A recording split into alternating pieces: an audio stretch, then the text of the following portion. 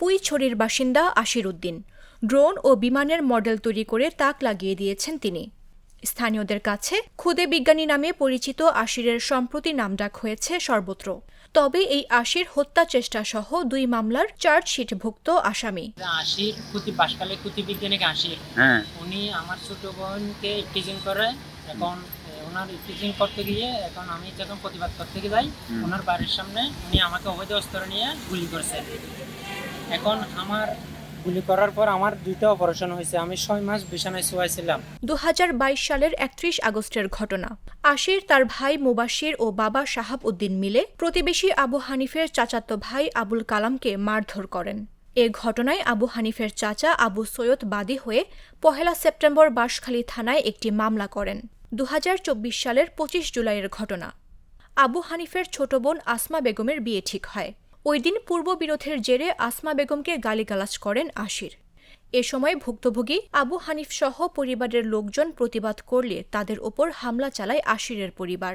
তবে আবু হানিফ, তার ভাই মোহাম্মদ আরিফ, চাচা আবু সৈয়দ ও খালু জামাল গুলিবিদ্ধ হন।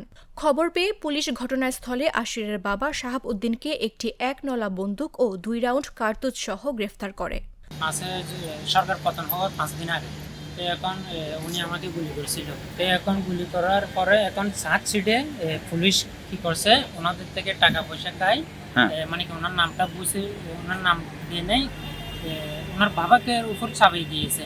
গুলি করছে কিন্তু আমাকে আশি। অভিযোগ আছে, আশিরের গুলিতে সেদিন শরীর ক্ষত হয় আবু হানিফের।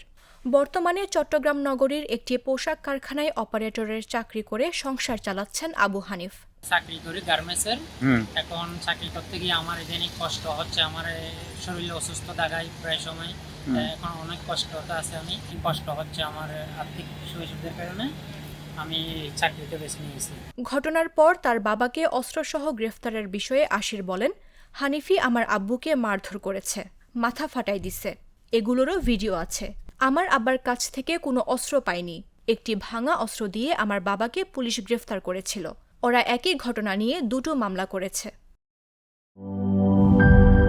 একনল সোপ, দেশের নম্বর 1 হালাল অ্যান্টিব্যাকটেরিয়াল সোপ। ন্যাচারাল ব্যাকটেরিয়ালাইসিসের সুরক্ষায় ফ্রেশ ও অ্যাক্টিভ সবসময়।